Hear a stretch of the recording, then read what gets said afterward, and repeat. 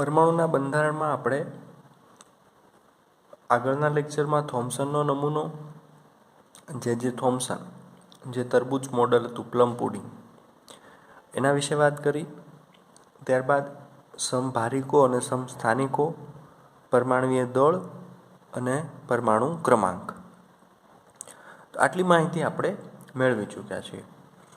તો હવે એક તમને એડિશનલ ઇન્ફોર્મેશન ત્યાં આપેલી છે, વધારાની માહિતી, કે હેનરી બેક્વેરેલ આ નામના એક સાયન્ટિસ્ટ હતા. એમણે એવું અવલોકન કર્યું હતું, બરાબર. એનું નામ હતું હેનરી બેક્વેરેલ.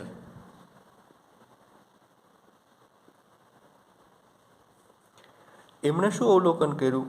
તો કે અમુક તત્વો એવા હતા જે આપમેળે વિકિરણનું ઉત્સર્જન કરતા હતા. અમુક તત્વો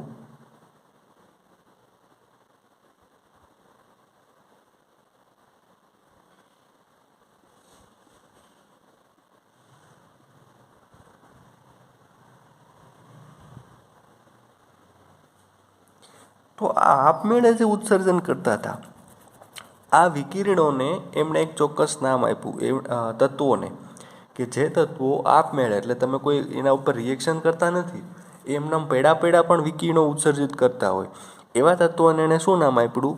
રેડિયો સક્રિય તત્વો. બરાબર. એણે શું કીધું? એને રેડિયો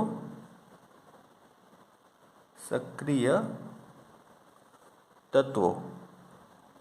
તો અત્યારે આપણે જે યુરેનિયમને છે એ બધા જોઈએ છે આપણે રેડિયો સક્રિય તત્વો. એ શું કામ એને રેડિયો સક્રિય કહેવાય છે? તો કે એ આપમેળે વિકિરણનું ઉત્સર્જન કરે છે. ત્યારબાદ ઘણા સાયન્ટિસ્ટ આવ્યા, મેરી ક્યુરી, એ તમે નામ સાંભળ્યું હશે, પીરી ક્યુરી, રથરફોર્ડ, ફેડરિક સોડી. આ બધાએ 3 પ્રકારના આવા વિકિરણોને શોધ કરી. આ વિકિરણો ઉત્સર્જિત કરે છે, કેટલા પ્રકારના હોય? તો કે 3 પ્રકારના: આલ્ફા, બીટા અને ગામા. હવે આલ્ફા જે કિરણો છે તે 2 એકમ ધનભાર ધરાવે, બીટા કિરણો ઋણ હોય અને ગામા કિરણો કેવા હોય? તટસ્થ હશે. બરાબર. તો આ એક એણે સામાન્ય માહિતી આપી, કારણ કે આગળના પ્રેક્ટિકલમાં આપણે આલ્ફા કિરણોનો ઉપયોગ કરીશું. બરાબર. તો આ એક ખાસ એમણે વાત કરી હતી. તો ગામા કિરણો છે એની આવૃત્તિ ખૂબ જ વધારે હોય છે, જે આપણે એક્સ કિરણો, ક્ષ કિરણો કહીએ છીએ. બરાબર. તો આ ક્ષ કિરણો જેટલી ઊંચી એની આવૃત્તિ હોય છે, ખૂબ જ વધારે. અને એને કોઈ કણ હોતો નથી. આ તો 2 એકમ ધન વિસ્ભાર ધરાવે, આ ઋણ વિસ્ભાર ધરાવે, આ તટસ્થ હોય. બરાબર. આ હિલિયમના કેન્દ્રમાં હોય એવું પણ કહે છે. હિલિયમના કેન્દ્રમાં આ ગામા કિરણો જ્યારે 2 એકમ ઋણ વિસ્ભાર સાથે કાંઈ પણ પ્રક્રિયા કરે ને તો હિલિયમનું રચના કરે, કારણ કે હિલિયમનો નંબર કેટલામો છે? 2. તો એમાં 2 ઇલેક્ટ્રોન હોય અને 2 શું હોય? ધન વિસ્ભાર હોય ને, 2 પ્રોટોન હોય. તો આમાં આલ્ફા કિરણો ઓલરેડી 2 ધન વિસ્ભાર ધરાવે છે, તો આને જ્યારે 2 ઋણ વિસ્ભાર મળી જાય ને, 2 ઇલેક્ટ્રોન, તો એ શું બનાવે? હિલિયમની રચના કરે. બરાબર. તો પછી ભેદન શક્તિ, એટલે કે એની જે ભેદવાની ક્ષમતા છે એ કેટલી? તો કે આલ્ફા કણની સૌથી ઓછી હોય. એના કરતાં વધારે કોની હોય? આલ્ફા કરતાં વધારે બીટાની હોય, બીટા કરતાં વધારે ગામાની હોય. જેમ એની આવૃત્તિ ઊંચી થતી જાય એમ ભેદન ક્ષમતા વધતી જાય. બરાબર. તો આ એક વાત કરે છે તમને કે બીટા કણો છે આલ્ફા કરતાં 100 ગણા વધારે શક્તિશાળી હોય, અને ગામા કિરણો છે આલ્ફા કરતાં 1000 ગણા વધારે શક્તિશાળી હોય. બરાબર. તો આ એક તમને સામાન્ય માહિતી આપેલી છે. તો હવે આપણે જોવાનું છે આગળ રથરફોર્ડનો કેન્દ્રીય નમૂનો. બરાબર. રથરફોર્ડનો પરમાણુ કેન્દ્રીય નમૂનો.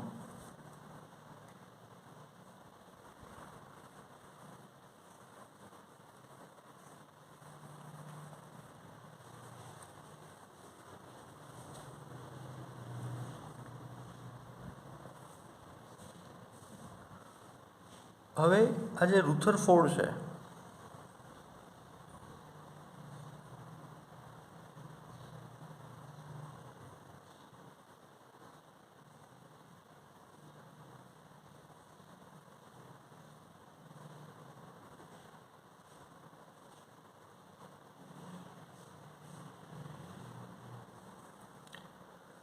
હવે આ નમૂનો આ રિએક્શન કઈ રીતે કરી હતી અને આ પ્રયોગ કઈ રીતે કર્યો હતો એ તમને સમજાવેલું છે ત્યાં નીચે. બહુ સરસ પ્રયોગ હતો, ઇન્ટરેસ્ટિંગ હતો. કે રુથરફોર્ડે શું કર્યું તો કે એક આલ્ફા કણનો સ્ત્રોત લીધો.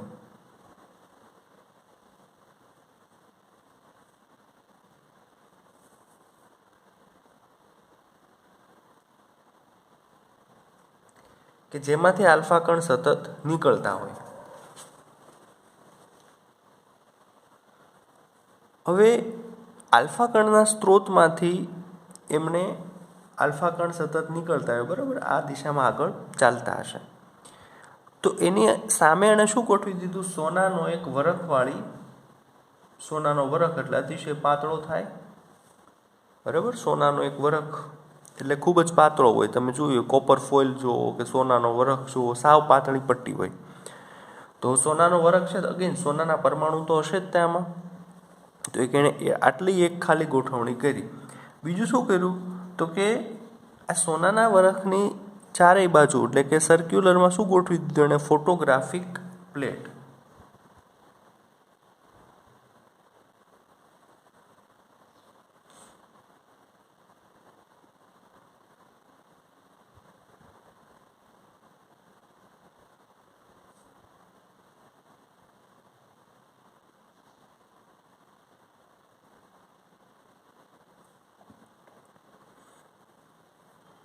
તો હવે જેવા આલ્ફા કિરણોનો મારો ચલાવ્યો એણે, આમાંથી તો અસંખ્ય આલ્ફા કિરણો નીકળતા હશે, બધા સોનાની પ્લેટ સાથે અથડાતા હોય, સોનાના વરખ સાથે, બરાબર.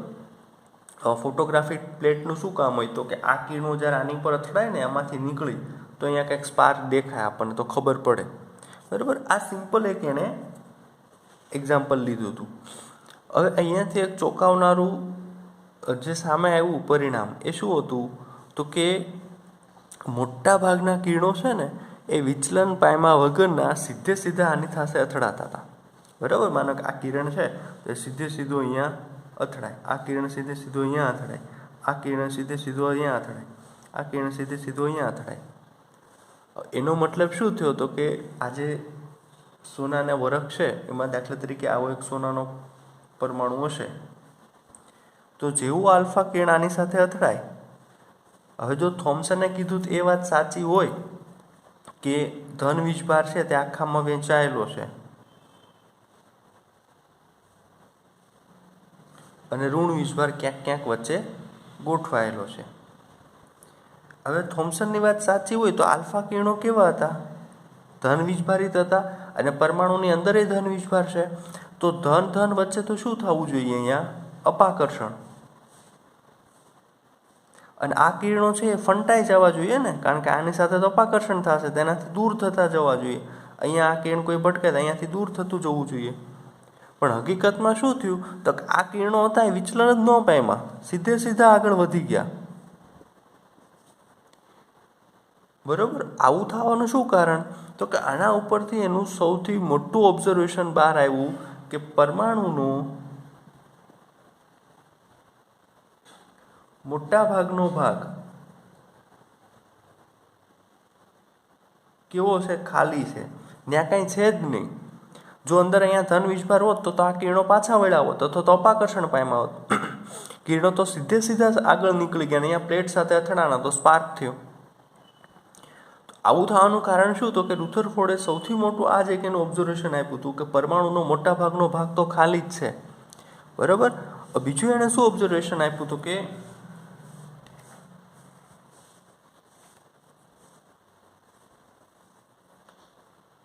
આ બધા કિરણો એણે જોયા કે મોટા ભાગના કિરણો તો અહીંયા વિચલન પાયમા વગરના નીકળી જતા હતા સામે.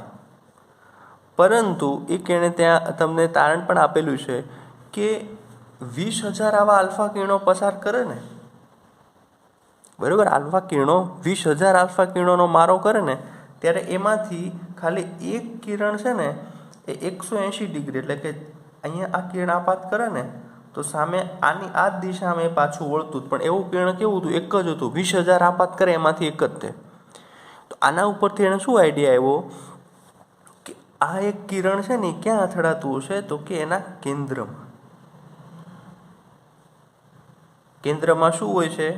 આપણે અત્યારે જાણીએ છીએ ધન વીજભાર, પણ એ ત્યારે ખબર નહોતી. પણ એ રુથરફોર્ડે આ નમૂના ઉપરથી કીધું કે એણે 20,000 કિરણ આપાત કર્યા ત્યારે ફક્ત એક જ પાછું વળ્યું, બીજા બધા તો લગભગ સીધા જ નીકળી ગયા. અને અમુક કિરણો હતા જે માનો તમે અહીંયા આપાત કર્યું હતું તો એ થોડુંક વિચલન પામ્યું પોતાની જગ્યાએથી. તો એને શું કીધું કે આવા જે કિરણો છે ને, અમુક કિરણો જે વિચલન પામ્યા એ કેન્દ્રની નજીકથી પસાર થયા હશે. કેન્દ્રમાં તો ધન વીજભાર હોય, તો આલ્ફા કિરણોનો ધન વીજભાર ને કેન્દ્રમાં ધન વીજભાર, તો થોડુંક એના વચ્ચે શું થયું? અપાકર્ષણ, એટલે વિચલન પામ્યું કિરણ. પણ 20,000માંથી એક કિરણ એવું હતું જે 180 ડિગ્રીએ પાછું વળતું. તો આપણને એમ થાય કે અહીંયા તેણે ફોટોગ્રાફિક પ્લેટ લગાડી છે તો અહીંયા સ્પાર્ક થાય તો ખબર પડે. હવે જે કિરણ પાછું ફેર્યું એની કેમ ખબર પડે? તો કે અહીંયા જે પાછળ છે ને આલ્ફા કિરણનો સ્ત્રોત, એની પાછળ એણે ફોટોગ્રાફિક પ્લેટ લગાડી હતી. બરાબર, હોશિયાર હતો એ. તો અહીંયાથી જે કિરણ પાછું ફેર્યું ને તેને એક સ્પાર્ક અહીંયા દેખાણું. 20,000માંથી એકાદો દેખાતો. તેનો મતલબ કે એકાદું કિરણ પાછું વળે છે. પાછું વળે છે એનો મતલબ શું થાય? કે કિરણ સીધું ક્યાં અથડાતું હોય? કેન્દ્ર સાથે, વચ્ચોવચ્ચ. તો એ ત્યાં અથડાતું હોય, માટે એ ત્યાંથી કેવું ફરે છે? પાછું ફરે છે. પણ અહીંયાથી એક આઈડિયા શું આવે? તો કે 20,000માંથી ખાલી એક કિરણ કેન્દ્ર સાથે અથડાય છે. એનો મતલબ કે પરમાણુનું કેન્દ્ર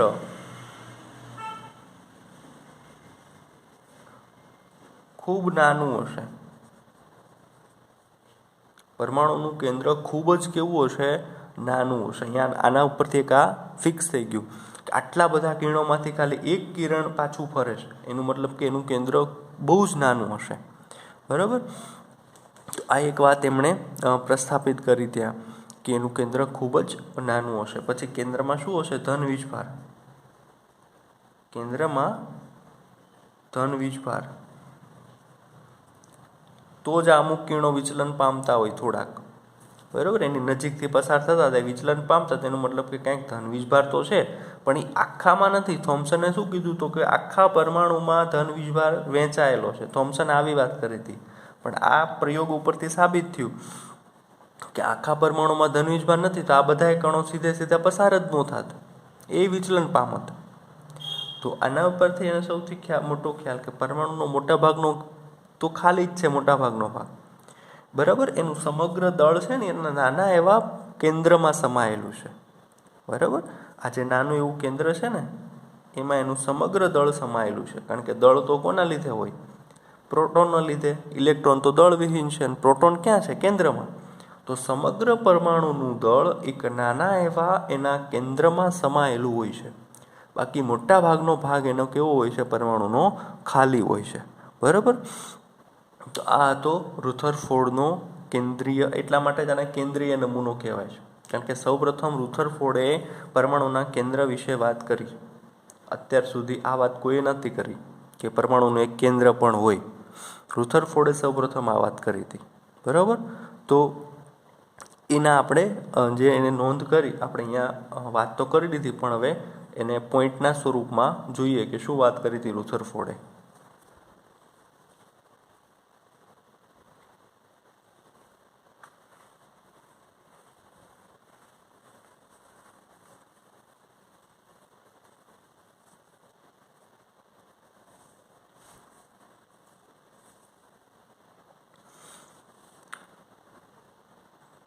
તો એના જે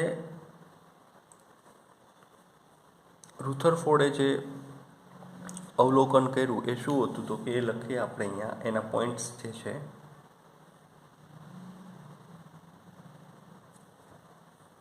તો સૌથી પહેલું તો કે મોટાભાગના આલ્ફા કણો સોનાના વરખમાંથી વિચલન પામ્યા વગર પસાર થતા હતા.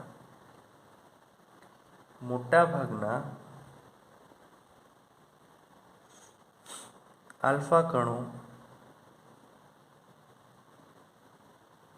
વિચલન પામતા નહોતા. આપણે આગળ એ જોઈ ચૂક્યા. શું કામ નહોતા પામતા? તો કે મોટા ભાગનો ભાગ કેવો? તો ખાલી હશે એવું માની શકાય આના ઉપરથી. ખૂબ ઓછા આલ્ફા કણોનું ખૂબ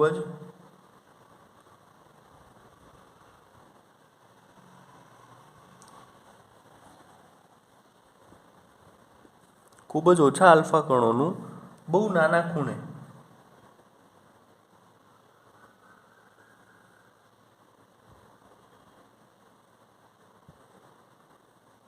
વિચલન થયું, જે આપણે વાત કરી આગળ એમ કે એ કેન્દ્રની નજીકથી જેટલા પસાર થયા હોય ને એટલાનું વિચલન થયું હતું ને એવા કિરણો ખૂબ જ ઓછા હતા, માટે કેન્દ્ર સાવ નાનું હશે એવું પણ કહી શકો તમે. ત્યારબાદ 20,000માંથી એક આલ્ફા કણ 180 ડિગ્રી અથડાય, 180 ડિગ્રીના ખૂણે પાછો ફરે છે. એટલે 20,000માંથી એક આલ્ફા કણ એવું હતું જે 180 ડિગ્રીના ખૂણે પાછું ફરતું હતું. એ પાછું ફરતું હતું એનો મતલબ કે સીધું કેન્દ્ર સાથે અથડાતું હોવું જોઈએ. બરાબર. તો આ બધા અવલોકનો રુથરફોર્ડે કર્યા હતા. બરાબર. તો ત્યાર પછી એમણે આ બધા અવલોકનના આધારે થોડા તારણો આપ્યા કે આના ઉપરથી શું તમે નક્કી કરી શકો, નિષ્કર્ષ શું આવી શકે પરમાણુ વિશે, એના બંધારણ વિશે. તો સૌપ્રથમ હતો કે મોટાભાગના આલ્ફા કણો વિચલિત થયા વગર પસાર થઈ જાય છે. આથી બરાબર આ જે મોટાભાગના વિચલન પામ્યા વગર પસાર થઈ જતા હતા એના ઉપર તેણે શું આઈડિયા આવ્યો અથવા તેણે શું અવલોકન આપ્યું તો કે પરમાણુનો મોટાભાગનો વિસ્તાર ખાલી હોવો જોઈએ. પરમાણુમાં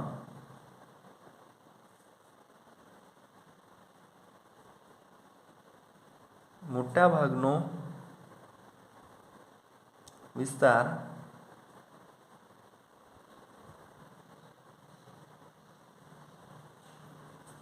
ખાલી હોવો જોઈએ. કારણ કે આવું ન હોત તો આ બધા કિરણો વિચલન પામ્યા હોત. જો દરેક સમગ્ર આલ્ફા કણ ધનવીજભાર ફેલાયેલો હોત પરમાણુમાં, તો આલ્ફા કણો ધનવીજભારિત હતા તો એનું વિચલન થવું જ જોઈએ, પણ હકીકતમાં વિચલન થયું નહીં. તો આના ઉપરથી એણે કીધું કે લગભગ મોટા ભાગનો ભાગ તો ખાલી જ છે, એમાં કાંઈ છે જ નહીં પરમાણુમાં. બરાબર. એટલે જ આ કણો સીધા પસાર થઈ ગયા, કાંઈ નેડું જ નહીં વચ્ચે એને. હવે ધનભાર ધરાવતા થોડાક આલ્ફા કિરણો છે એનું વિચલન થતું હતું, બહુ ઓછાનું. બરાબર. આ વિચલન છે એ કોઈ ખૂબ જ મોટા અપાકર્ષણ બળને લીધે હોવું જોઈએ. આ વિચલન થાય છે એનો મતલબ કે કેવું હોય કે કેન્દ્રની પાસેથી પસાર થતું હોય અને કેન્દ્ર ધન વીજભારિત છે, તો ધનનું અપાકર્ષણ થતું હોય ને એના લીધે આ વિચલન થતું હોવું જોઈએ. બરાબર. તો આના ઉપરથી એણે એક એનું તારણ આપ્યું. શું તારણ હતું તો કે ધનભાર છે તે પરમાણુમાં બધે જ પ્રસરાયેલો નથી, જે થોમ્સને વાત કરી હતી. બરાબર. પણ ધનભાર ખૂબ જ નાના કદમાં સંકેન્દ્રિત થયેલો હોવો જોઈએ.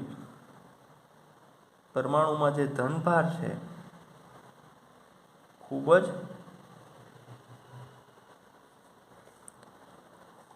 નાના કદમાં સંકેન્દ્રિત એટલે સમાયેલો, ભેગો થયેલો એમ, સંકેન્દ્રિત થયેલો હોવો જોઈએ.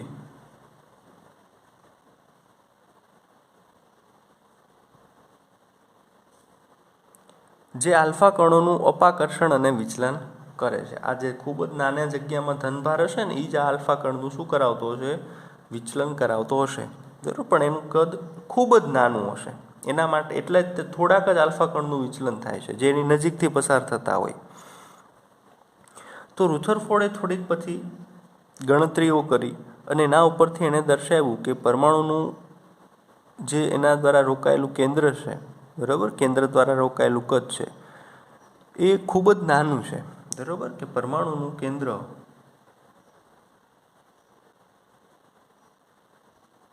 ખૂબ જ નાનું છે, બહુ નાનું છે. પરમાણુની ત્રિજ્યા છે તે 10⁻10 મીટર છે, જે આગળ આપણે વાત કરી હતી. થોમ્સને કીધું એમ કે પરમાણુની ત્રિજ્યા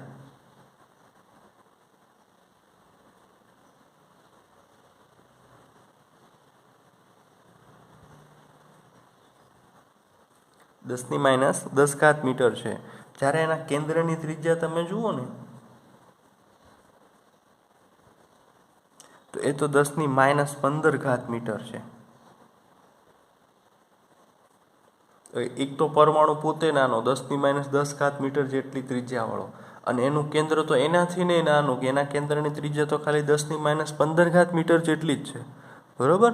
હવે આ તમને રિયલ પ્રેક્ટિકલમાં અનુભવ કરો કે આ કેટલું નાનું છે એના માટે તમને એક એક્ઝામ્પલ આપેલું છે કે આ તફાવતનો અનુભવ એ રીતે કરી શકાય કે જો કેન્દ્રને ક્રિકેટનો દડો માનીએ તો પરમાણુની ત્રિજ્યા આશરે 5 કિલોમીટર હોવી જોઈએ. બરાબર, કે આજે આખો પરમાણુની વાત કરીએ છીએ આપણે,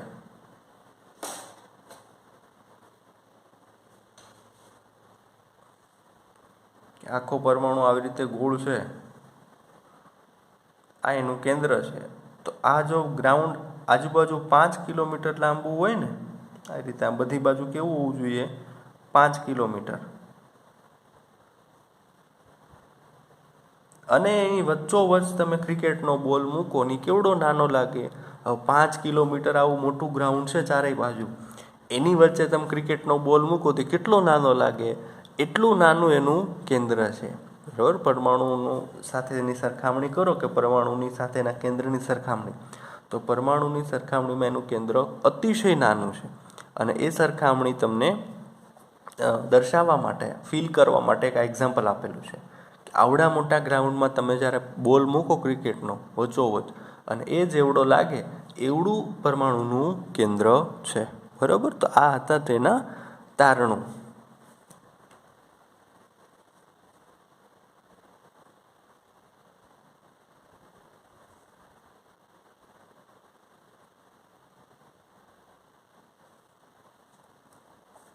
તો આ બધા તારણો પરથી અને અવલોકનો પરથી રુથરફોર્ડે એક કેન્દ્રીય નમૂનો, બરાબર, પ્રોટોનની શોધ થઈ ગયા પછી સૂચવ્યો. એ નમૂનો શું હતો એ જોઈએ આપણે. બરાબર, અહીંયા આ ખાસ બધા યાદ રાખજો કે આ બધા અવલોકનો છે રુથરફોર્ડના. આ બધા આગળ આપણે જે ફિગર દોરીને જોયું એ શું હતો, એનો પ્રયોગ. આ 3 એના અવલોકનો અને આ 4 એના તારણો. બરાબર, હવે જોવાનું છે કે અવલોકનો અને તારણો ઉપરથી એમણે એક નમૂનો સૂચવ્યો કે પરમાણુ આવો હશે. અને એ કેવો હશે, તો કે એના 3 જે તમને આપેલા છે, બરાબર, સૂચનો, એ આપણે જોઈએ હવે.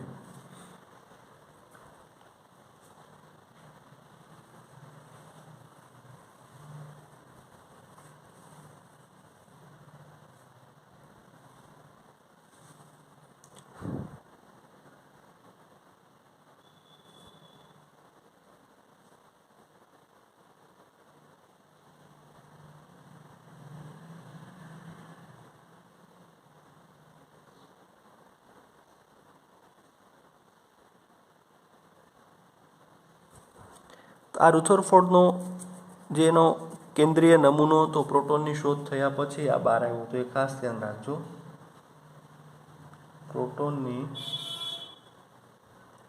શોધ પછી એ નમૂનો એણે શું એવા વાત કરી હતી કે પરમાણુ કેવો હોવો જોઈએ, તો કે પરમાણુનો ધનભાર અને મોટા ભાગનું દળ ખૂબ જ ગીચતાથી નાના ભાગમાં સંકેન્દ્રિત થયેલું હતું. એમણે આ સ્પષ્ટ વાત કરી કે સમગ્ર પરમાણુનું દળ, બરાબર, પરમાણુનું દળ અને ધનવીજભાર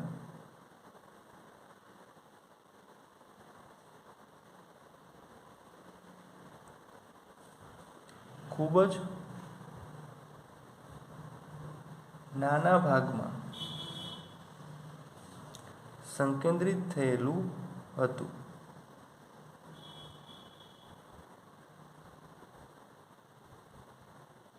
સંકેન્દ્રિત થયેલું છે. બરાબર, આ એમણે જોયું કે સમગ્ર ધનભાર અને એનું દળ, કારણ કે આપણે પ્રોટોનની શોધ પછી ખબર પડી ગઈ કે પરમાણુનું દળ જે છે એ કોના ઉપર આધાર રાખે છે, પ્રોટોન ઉપર. પ્રોટોન કેવો હોય છે, ધનવીજભારિત. તો રુથરફોર્ડને એટલી ખબર પડી ગઈ હતી કે પરમાણુના કેન્દ્રમાં કંઈક ધનવીજભાર છે, અને ધનવીજભાર એટલે જ પ્રોટોન. તો કે દળ પ્રોટોનના લીધે જ હતું. તો એનો મતલબ એવો થાય કે આખા પરમાણુનું દળ એના કેન્દ્રમાં જ રહેલું છે, કારણ કે કેન્દ્રમાં પ્રોટોન હતો. બરાબર, અને કેન્દ્ર ખૂબ જ નાનું છે, માટે એ વસ્તુ કીધી કે પરમાણુનું દળ અને ધનવીજભાર એ ખૂબ જ નાના ભાગમાં સંકેન્દ્રિત થયેલા હતા. આ ઉપરથી રુથરફોર્ડે એક વાત કરી કે રુથરફોર્ડે પરમાણુના ખૂબ જ નાના ભાગને કેન્દ્ર કહ્યું. સૌ પ્રથમ કેન્દ્ર એવો શબ્દ, બરાબર, ન્યુક્લિયસ, એ કોણે આપ્યો હતો, રુથરફોર્ડે. બરાબર, આ નાના એવા ભાગને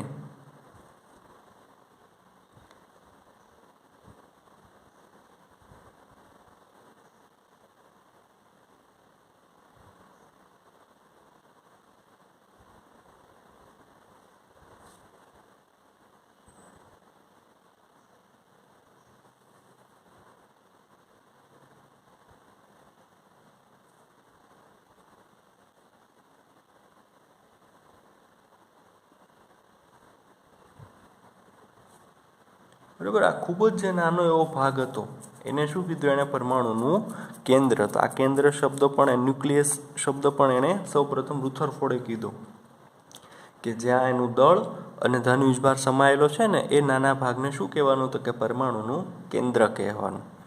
ત્યારબાદ બીજો હતો કે આ કેન્દ્રની આજુબાજુ, હવે એણે ઇલેક્ટ્રોનની વાત કરી. ધન વીજભારની તો ખબર પડી ગઈ, પ્રોટોન તો તેના કેન્દ્રમાં હોય, પણ ઇલેક્ટ્રોન ક્યાં, તો કે આ કેન્દ્રની આજુબાજુ રહેલા ઇલેક્ટ્રોન કેન્દ્રની આસપાસ ઘણી ઝડપથી વર્તુળાકાર પથમાં ઘૂમે છે, જેને શું કીધું તેણે, કક્ષાઓ. તો કક્ષાઓ શબ્દ પણ રુથરફોર્ડે આપ્યો સૌપ્રથમ, કે ઇલેક્ટ્રોન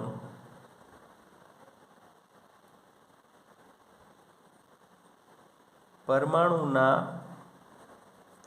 કેન્દ્રની આજુબાજુ વર્તુળાકાર પથમાં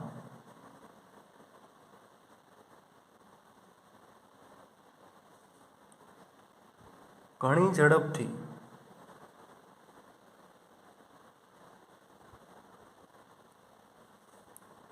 ઘૂમે છે.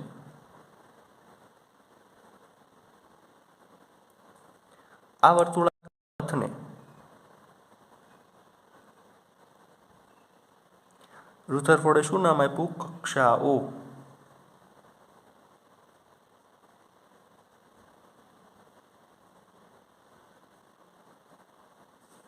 તો રુથરફોર્ડે બે નવા નામ આપ્યા. એક તો એણે શું આપ્યું, તો કે કેન્દ્ર એટલે શું અને કક્ષાઓ એટલે શું. કક્ષા કોને કહેવાની, તો કે કેન્દ્રની આજુબાજુ જે ઇલેક્ટ્રોન ઘૂમે છે કક્ષામાં, બરાબર, જે પથમાં, એને શું કહેવાનું, કક્ષા. કે અહીંયા આવું તમને એવું કહી દે કે આ એક કેન્દ્ર છે પરમાણુનું, પરમાણુના કેન્દ્રની આજુબાજુ ઇલેક્ટ્રોન છે એ આવી વર્તુળાકાર પથમાં સતત ઘૂમતા હશે, ખૂબ જ ઝડપથી. આવું રુથરફોર્ડે કીધું. અને આ જે પથ છે આને શું કહેવાનું, કક્ષા. પહેલી કક્ષા, બીજી કક્ષા, ત્રીજી કક્ષા, એવી રીતે.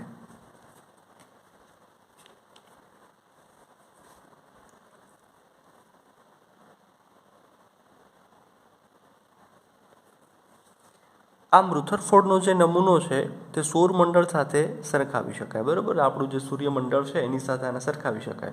કે એનું કેન્દ્ર એટલે તો કે આપણે સૂર્યને ધારી શકીએ કે જેમ સૂર્યની આજુબાજુ ગ્રહો બધા ચોક્કસ પરિપથમાં એની આજુબાજુ પ્રદક્ષિણા કરે છે, એવી રીતે ઇલેક્ટ્રોન શું કરતા હશે, કેન્દ્રની આજુબાજુ ચોક્કસ એક પરિપથમાં પ્રદક્ષિણા કરતા હશે, ને એ પરિપથને શું કહેવાનું, કક્ષા, બરાબર. તો એને સૌરમંડળ સાથે સરખાવી શકાય, જેમાં પરમાણુ છે, પરમાણુનું કેન્દ્ર એને સૂર્ય સાથે અને ઇલેક્ટ્રોનને ભ્રમણ કરતા ગ્રહો સાથે સરખાવી શકાય, બરાબર. તો આ સૂર્યમંડળ સાથે તેની સરખામણી છે. ત્યારબાદ ઇલેક્ટ્રોન અને કેન્દ્ર એકબીજાની સાથે સ્થિર વિદ્યુતીય આકર્ષણ બળથી જોડાયેલા છે. આ એક એણે વાત કરી, તો કે ઇલેક્ટ્રોન અને કેન્દ્ર એકબીજાની સાથે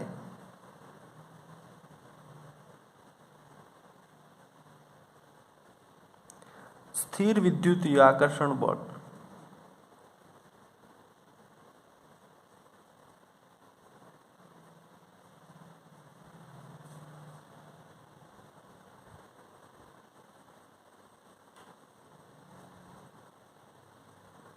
જોડાયેલા છે. આપણે જોઈએ કે કેન્દ્ર છે અને આ ઇલેક્ટ્રોન એની આજુબાજુ ગતિ કરે, એનો મતલબ કે ઇલેક્ટ્રોન અને કેન્દ્ર વચ્ચે શું હોય, આકર્ષણ. નહીંતર તો ઇલેક્ટ્રોન દૂર ન જતા રહે, પણ એની આજુબાજુ ગતિ કરે છે, માટે ઇલેક્ટ્રોન અને કેન્દ્ર વચ્ચે શું છે, આકર્ષણ. અને આકર્ષણ કેવા પ્રકારનું છે, તો એના માટે શબ્દ છે ખાસ કે સ્થિર વિદ્યુતીય આકર્ષણ, બરાબર. એક આકર્ષણનો પ્રકાર છે. આગળ જોઈશું આપણે કે સ્થિર વિદ્યુતીય શું થાય એમ. પણ ઇલેક્ટ્રોન અને કેન્દ્ર જે છે એ એકબીજા સાથે સ્થિર વિદ્યુતીય આકર્ષણ બળથી જોડાયેલા હોય છે, બરાબર. તો આ હતા પરમાણુનો કેન્દ્રીય નમૂનો જે રુથરફોર્ડે સૂચવેલો હતો. તો આમાં આપણે ત્રણ વસ્તુ જોઈ. સૌપ્રથમ પ્રયોગ, જેના આકૃતિ સાથે આપણે સમજાવ્યો, સોનાના વરખ ઉપર આલ્ફા કણનો મારો ચલાવીને. ત્યારબાદ એના અવલોકનો જોયા કે એણે શું જોયું ત્યાં. ત્યારબાદ એ અવલોકનો ઉપરથી તારણો આવ્યા કે આ તારણ એને કાઢ્યું એના ઉપરથી. અને અવલોકન અને તારણ આ બંનેને ભેગા કરીને એને એક નમૂનો સૂચવો કે પરમાણુ આવો હોવો જોઈએ, કે પરમાણુમાં એક ખૂબ જ નાનો ભાગ હશે, એમાં એનો ધન વીજભાર હશે, એને કેન્દ્ર કહેવાનું. કેન્દ્રની આજુબાજુ ઇલેક્ટ્રોન ચોક્કસ વર્તુળાકાર પરિપથમાં ઘૂમતા હશે એને કક્ષા કહેવાનું, અને ઇલેક્ટ્રોન અને કેન્દ્ર એકબીજા સાથે સ્થિર વિદ્યુતીય આકર્ષણ બળથી જોડાયેલા હશે. બરાબર. તો આ તો રુથરફોર્ડનો નમૂનો. બરાબર. નેક્સ્ટ આપણે હવે આગળ જોઈશું.